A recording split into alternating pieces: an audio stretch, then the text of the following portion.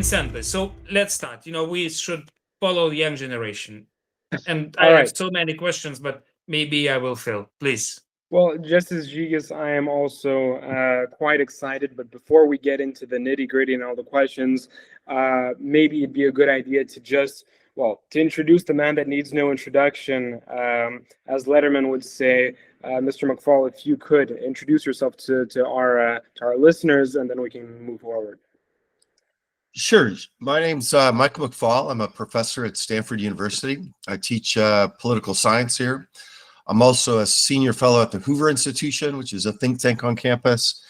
And I am the current director of the Freeman Spogli Institute for International Studies. I've written lots of books, but I have a new one coming out. It's right here. It's called Autocrats versus Democrats. China, Russia, America, and the New Global Disorder. And I was in the government for a while, and I've written other books and done other things. I would say right now I'm most obsessed with trying to end Putin's barbaric invasion of Ukraine, or Russia's barbaric invasion of Ukraine. So I'm involved in several kinds of activities here in my country to do that. Tragically, so far without success. Okay, Mike, can I have one, maybe not so provocative questions? Yeah, you can ask me anything. I met you first. First, I read your book, one of your books about democracy that inspired me so much. That was before our chairmanship in Community of Democracies. You've been my guru, my teacher. And I'm just from Visby, where, Karl Bildt conference, where most of the Europeans more or less said, Žygis, liberal democracy is dead.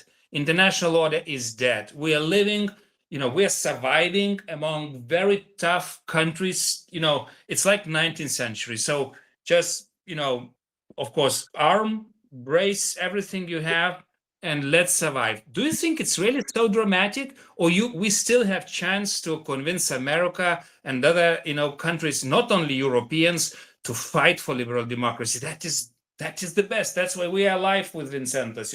We are back and shining. We want this to continue. Well, that's the fundamental question. That's not just a great question. In my view, it's the fundamental question of our time. It's the reason I wrote this book, by the way. This book is written for foreign policy elites and other academics, but my real audience are American voters, American citizens, who over the last several decades have decided that, we don't want to be the world's leader, and we don't care about democracy abroad. And that war over in Ukraine, why is that my problem? I don't want that. I got my problems here at home, here in Texas. I was just in Texas last week. Here in South Carolina, I'm going to South Carolina tomorrow. Here in Montana, I'm speaking in Montana in December. And I am not in the fatalistic camp, of which many of my colleagues here at Stanford and Washington are. It sounds like there's a lot of them where you just were. I don't, as an analyst predicting the future, I don't know. But as an American citizen and a small d Democrat, I know that going back to the 19th century and the Hobbesian world of dog eat dog and might makes right won't be good for the security and prosperity of my country, and won't be good for the ideas that, since I was a kid, studying in the Soviet Union and becoming a rabid anti-communist, and then getting involved in the anti-apartheid movement as a student at Stanford and Oxford, I just know that won't be good for those ideas. So I think analytically, I would remind your listeners, we've been through periods like this before. Obviously the 1930s, I don't need to tell you guys, but Americans, I have to remind them about. We were through this period. We got down to 12 democracies in the world, and everybody said it's either fascism or communism. That turned out to be a premature prediction. We were there again in the 1970s and 60s, late 60s, early 70s. If you go back and you read that literature, and I did to write this book. My book starts in the 18th century, by the way, talking about the battle of these ideas. But if you go back and you look then, it also looked like Marxism, Leninism was on the march, and liberal democratic ideals were in decline, right? You had Vietnam and all of Southeast Asia, Laos, Cambodia. They became communist, then Angola, and then Zimbabwe, then Mozambique, Guinea-Bissau, all in Africa, and then Nicaragua here closer to America. And people were writing, the communism's on the march and democracy's in defeat. By the way, here in America, we also had a lot of polarization back in the late 60s and early 70s, protests over civil rights, and then the war in Vietnam. Nixon resigned, and it looked like democracy wasn't working very well here at home. And just 15 years later, the Soviet Union collapsed, and history went in a different direction. So it doesn't mean that history repeats itself. I don't know that, but I know that it's at least a possibility. And from my point of view, history doesn't just happen. People and their ideas make it happen. They influence the course of history. And so I wrote this book in part to remind people why we're better off being part of the democratic world. We're better with allies like Lithuania than not.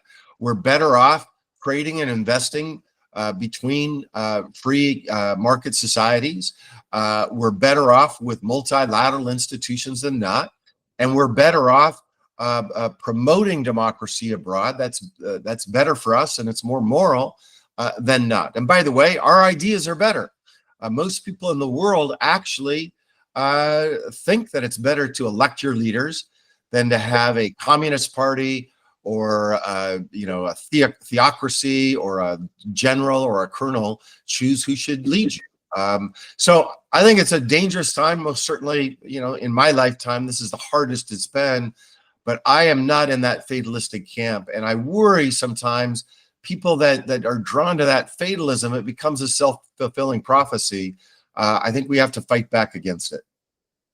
I absolutely agree. And of course, it's tough not to be fatalistic these days, especially when you look at what's going on across the pond from us, where, our once greatest ally in the world that fought tooth and nail for our freedom and theirs and the freedom of the rest of the world.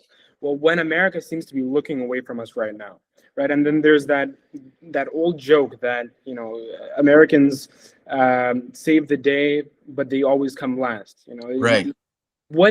So I have several questions basically on this topic, right? So first and foremost, does America as that great ally, that great harbinger of freedom still exist as such to its core? And if it does, what is that, that Pearl Harbor moment that we, sometimes joke about that will bring in America to actually, take its role and save the day once again, play the good cop of the world? Again, those are great questions, and I don't have easy, clear answers. Let me say a few things. One, when I'm out on the road speaking in the middle of America, and I have a big book tour I'm launching, right now, I most am focused on your generation, because your generation didn't have what our generation had. When I don't know exactly how old you are, Vicentes, but when I looking at you, when I was your age, I first, I grew up at the end of the Cold War, but then I lived through the euphoric days of the collapse of the Soviet Union. I mean, I was living in Moscow in 1991. I was going to demonstrations with Ukrainians and Lithuanians and Estonians and Georgians for the liberation, for the destruction of the Soviet Empire. And that was a glorious period in my life. And then not long after that was the end of apartheid in South Africa. I was very involved in that, where there was liberation, not just in Europe, but in South Africa. And in the 1990s, it was this incredible time where the whole world seemed like they want to be part of the democratic world. That's when Frank Fukuyama wrote his End of History article. And I teach here at Stanford, and it's just clear that my students have never experienced anything like that, right? That sounds like ancient history to them. So I want to remind them that it wasn't long ago, and the possibility is there again. Now, about America. When we talk about America, I think it's important just to state the obvious, that we are tragically a deeply divided society right now, a deep polarization, elements of isolationism in both the Democratic and Republican parties. I actually personally think, and I have the data to prove it, it's in my book, that most Americans are not as polarized as our parties and our elites are. I think we're mostly purple, not blue and red.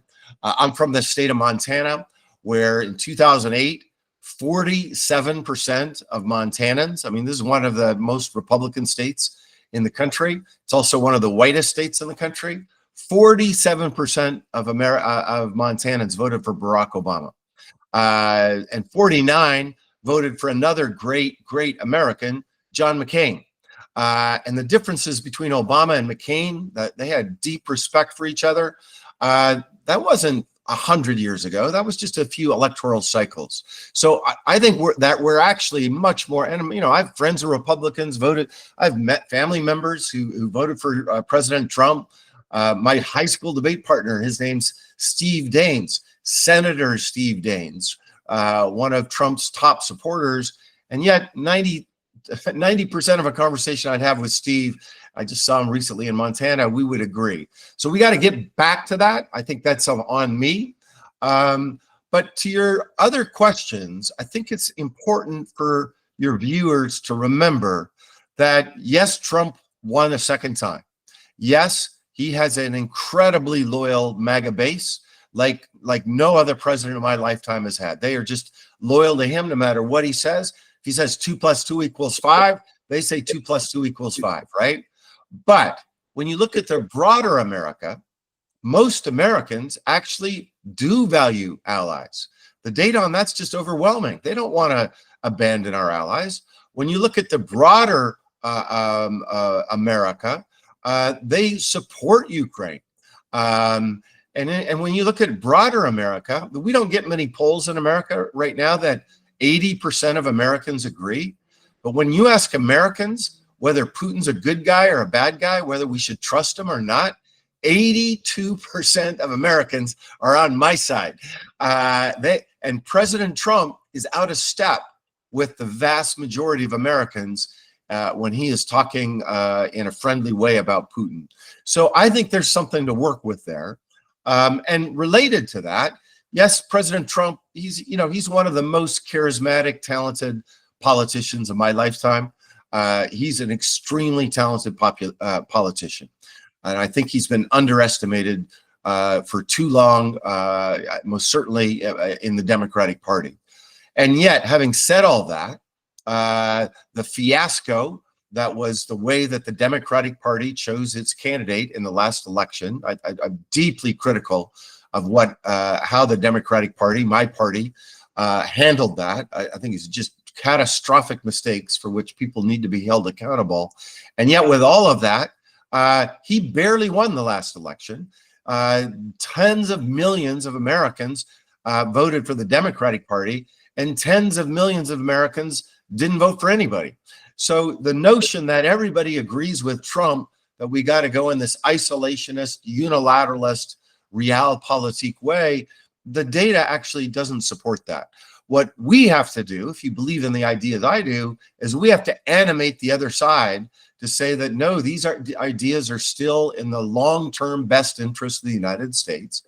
But we got to make that argument, and we got to win people over. We just can't assume that they're going to defer to elites on the West Coast or the East Coast to lead them to a better future. That's not going to happen. We got to convince them of our arguments. But listen, notwithstanding that, most people in America might not agree with what Trump is doing, right? Or at least his stance on Ukraine, or his sometimes let's call it empathetic stance to Russia. The fact of the matter is that still the policy that's being put down, right? Right. Due to that policy, far too many people are needlessly dying, and yes, freedom of Europe and the whole Western order is being threatened. Yes. So how do we work with that? Well, first of all, I agree with you 100%. I, as somebody who, has been involved in these policy debates in my country since that horrific day on February 24th, 2022, it's tragic. And I want to remind people, I have a lot of disagreements with the Biden administration about their policies. I've written about that and talked about that. We went too slow in terms of arming the Ukrainians. We didn't impose sanctions as fast as we could have. That's part of the history. But today, it's tragic because President Trump, despite rhetorically kind of zigs and zags, right, depending on who's the last person he talked to, and we saw that again play out last week when everything was going well, from what I understand from the meetings in Washington for the Ukrainian delegation, and President Zelensky landed, and Putin saw that, and so Putin interrupted everything by saying he needed to talk to Trump, and that phone call then derailed things. And I think this is just not only is it immoral, I want to be clear that there is good and evil in the world. And in my mind, this is just one of the clearest moments where one side is evil and one side is good. One side is a dictatorship, the other is a democracy. It's just clear as day. But even if you don't care about morality, it is not in America's national interest to abandon Ukraine. Because that means if we do that, then God forbid, we might have to be thinking about defending your country as NATO allies, as Putin's threats increase. And Zygis, I remember when I was in Lithuania the last time with you, that was a couple years ago. And I just remember very vividly, that was the snow meeting, I think it's called, right? Yes. Just listening to you personally, because you're always ahead of the curve on these issues. But the sentiment from leaders from the Baltic countries and Poland, Sikorsky was there, I remember, saying, if it doesn't stop in Ukraine, we have a whole lot of trouble in that part of the world. And that's exactly where we are today, right? So that just is not in America's national interest. And by the way, I was just in Taiwan a few months ago. And, publicly, of course, everybody's very supportive of the president because they need the United States. Privately, two things were striking to me. One, all the Ukrainian flags I saw in people's offices. And two, that they understand fully well that if Putin gets his way in Ukraine, that emboldens Xi Jinping to invade their island. And that is definitely not in America's national interest as well, right? So I think this is all intertwined. And I just want to say on a personal level, I am actually embarrassed right now by my country because we are making money. American companies are making money off of the Ukrainian war. And we are not providing our own military assistance to the Ukrainian soldiers fighting against Putin's army. And I support the idea of selling arms to our NATO allies who then give them to Ukraine. But I also support Trump's idea of burden sharing. I think he was right to say allies had to give more, right? I mean, I'm talking to Lithuanians. I don't have to convince you of that, but there are other members of our alliance, of the NATO alliance, that are not doing as well. And I'm 100% for burden sharing, but what we have to share our part of the burden too in the fight for Ukraine, and that we are not is embarrassing for me. And therefore, I haven't answered your question. Therefore, we just got to keep talking about it. We got to keep fighting. We can't give up. I'm on TV every day, writing about it, traveling around the country to keep putting pressure on the president and his administration. I think it's having an effect because if there was no pressure, I think he would have walked away long ago. That's my impression. There most certainly are people in the Trump administration that are closer to my view. And therefore, I just think we got to keep on talking about it. And then secondly, I just want to say, talking to you all, I'm also impressed by the leadership that Europeans have taken, even when the Americans are not there. That, of course, it could be more, it could be faster, et cetera. And I'll let you guys talk about that, with people that know Europe better than I do. But that impresses me. And that after that embarrassing meeting in Alaska between Trump and Putin, where we literally rolled out the red carpet for this killer, somebody had the brilliant idea that we needed to have Zelensky meet with Trump. And then somebody added to that the brilliant idea of getting Europeans to the table. And it was, the prominent European leaders, but Meloni was also there from Italy, President Stubb from Finland, who I think is really smart on these ideas, and also have some strange personal relationship with Trump because they're golfers. That's great. That was good. You just got to keep talking to him. And even if there's, temporary setbacks, we got to keep at it. And then, Europe has to go it alone when we're not there, particularly when it comes to military assistance. Mike, we just have last minutes left. Just narrowing it to my little Baltic region. I tried to understand the American strategy here. We are maybe one of the most pro-American Europeans. We are champions of investing into defense spending, champions of support to Ukraine.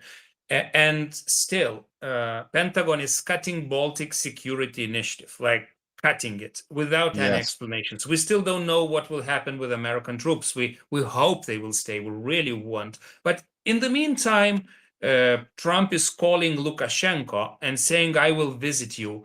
And we are waiting for the decision for Lukashenko to release political prisoners and Americans to dismantle sanctions against the Lukashenko regime. So I would say Washington sees the region through the lenses of Lukashenko, not it's, we've been with America from the General Kosciuszko, actually, from 18th century. We've been fighting for your freedom and ours. And now, is it just money, or is it kind of strange strategy to wake up Europeans and really make them so crazy that they would become big, powerful America with all the guns and, that will not need America at all? When I ask this question, American diplomats in the region, they say, Žygis, oh, this is a strategy. I'm trying to get and understand. Or it's just no strategy. Again, great question. And I don't want to pretend to know the answer clearly. But I would start at 30,000 feet that President Trump, somebody I don't know personally, but I've followed him, and I have colleagues of mine here at the Hoover Institution used to work for him, by the way. So we have some stories about the way he thinks. He doesn't think in terms of autocrats versus Democrats like I do, right? And that there's this big fight between these camps. He thinks about strong leaders and weak leaders. That's the way he divides the world. And he admires these strong leaders that defined by him. That's the first thing. So that's the first problem. Second problem, he has this view, and he's had it forever, that the outside world rips off America. And, that's why he has all these tariffs for everybody. And that's why he, is beating up on our allies. That's a view he's had for a long time. I just disagree with him 100%. But that's his view. But, that's why I wrote this book, just to try to make the alternative argument. But third, and I think this is the deeper one, and this just means we're going to be in this struggle for a long time. The old Cold War, when I was a kid growing up in Montana, we would have these maps of the world, and there were blue countries and red countries.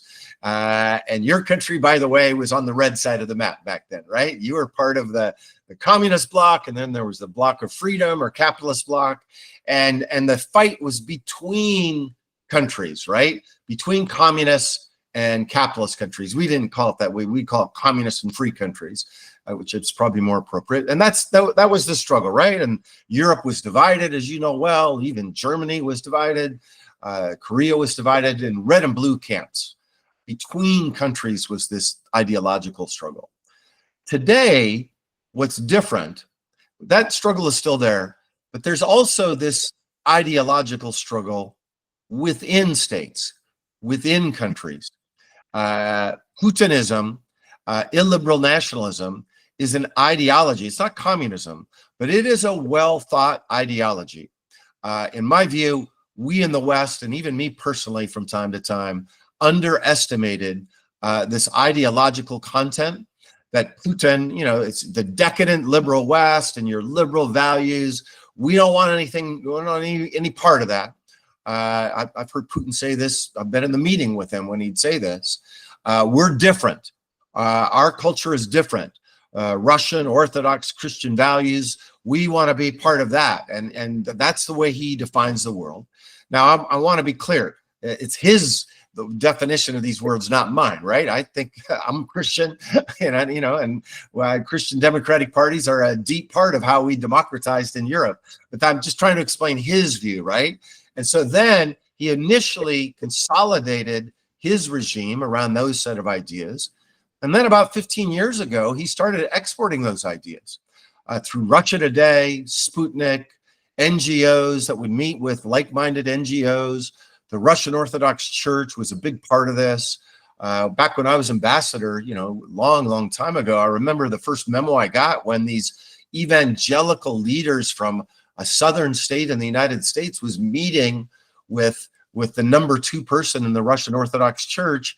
And it was super bizarre. And they were having a meeting about, fighting abortion, right? And their anti-democratic ideas too. I want to emphasize that.